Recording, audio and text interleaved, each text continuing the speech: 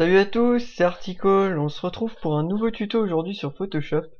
Et donc je vais vous apprendre à faire un panorama tout simplement. Donc avec plusieurs photos alignées, on peut faire des panoramas assez grands, voire même des panoramas à 360 degrés. Donc je vais vous montrer deux méthodes pour faire ça. Une qui fonctionne, non, enfin les deux normalement fonctionnent, mais si une ne fonctionne pas, j'ai une autre méthode pour vous montrer comment faire. Alors on va sur Photoshop.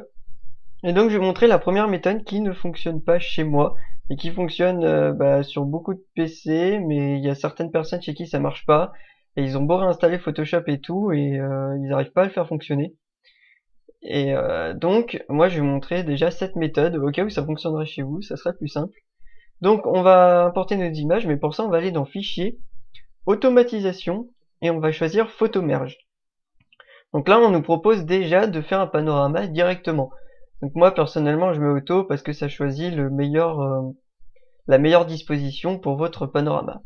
Et ensuite donc je choisis fichier ou dossier, ça dépend, moi je pourrais faire choisir fichier, parcourir, et là vous sélectionnez votre première image, et vous maintenez Shift enfoncé, vous sélectionnez la dernière pour sélectionner toutes les images entre celle-là et celle-là, tout simplement. Donc je fais OK, donc là ça m'importe toutes les images, et je coche fusion des images. Et pour la correction, il n'y a pas besoin ici parce que c'est des photos d'un jeu. Donc je fais OK. Et donc là, hop, ça va m'importer, vous voyez tout ça. Ça va faire un traitement. Et là, magique, hop, voilà, tout s'est fermé. Donc ça, c'est le problème que beaucoup de gens ont avec Photomerge. Surtout sur CS5, j'ai remarqué. Et donc il y a beaucoup de méthodes pour régler ça. Le problème, c'est qu'il n'y a pas de méthode universelle. Et certaines personnes n'ont jamais pu régler ce problème, malheureusement, à part faire ça sur un autre PC ou changer de version de Photoshop. Alors donc moi vous voyez j'ai ce problème, j'ai pas réussi à le résoudre, donc on va utiliser une autre méthode qui fonctionne. Donc pour ça, on va dans Fichier, mais cette fois on va pas aller dans Automatisation, on va aller dans Script. Et là on va choisir Chargement des fichiers dans une pile. Donc en fait ça permet de charger toutes les images dans votre composition sous plusieurs formes de calque. Donc au lieu de les importer un par un et tout, vous faites ça et ça vous importe tous vos fichiers dans votre composition en forme de calque. Donc pour ça, la même chose que tout à l'heure, parcourir. Je sélectionne la première et la dernière en maintenant Shift enfoncé et je fais OK. Donc là, toutes mes images s'affichent. Et je ne coche pas tenter d'aligner automatiquement parce qu'on va voir autre chose. Ça va le faire automatiquement si on le coche, mais je vais vous montrer une autre option qui sera plus pratique. Donc on importe nos images. Donc là, vous voyez qu'il m'importe tous les calques, voilà, dans la même composition.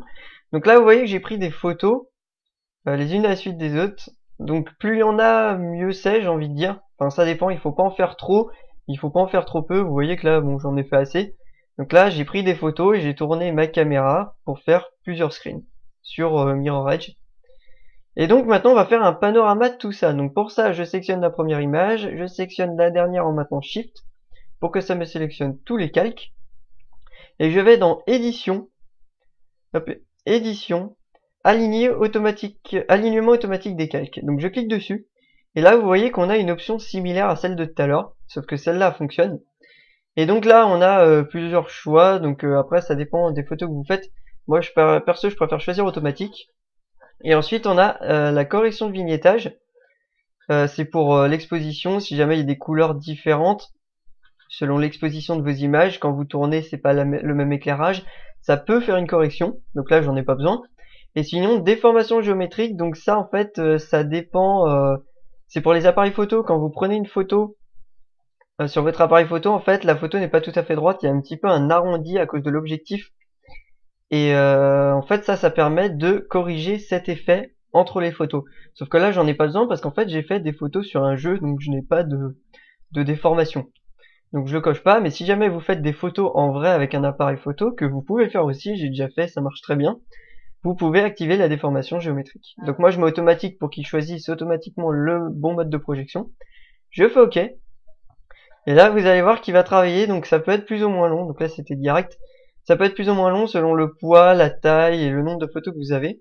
Et vous voyez que là ça nous a aligné automatiquement tous nos calques, vous voyez. Donc après forcément il y a des petites pertes, hein, ça c'est obligé. Et donc là, vous voyez qu'en fait, il a aligné toutes les images et il les a bien fusionnées ensemble pour que ça fasse automatiquement un panorama. Donc c'est parfait, vous voyez, qui nous a bien fusionné. En plus, ici, bon là il y a un petit trait, ça se voit. Quoique non, c'est le trait du bâtiment, mais en fait vous voyez qu'en fait sur mes images l'eau bouge. Donc forcément sur chaque image l'eau n'est pas pareille. Et vous voyez qu'il a réussi à faire, il a réussi à compenser tout ça et à faire en sorte qu'on ait l'impression que toutes les images aient le même screen de l'eau. Mais en fait l'eau n'est pas pareille selon les images parce qu'elle bouge. Elle a bougé à chaque fois que j'ai fait un screen, si vous voyez ce que je veux dire. Et là il a réussi à compenser tout ça, donc c'est vraiment quelque chose d'intéressant.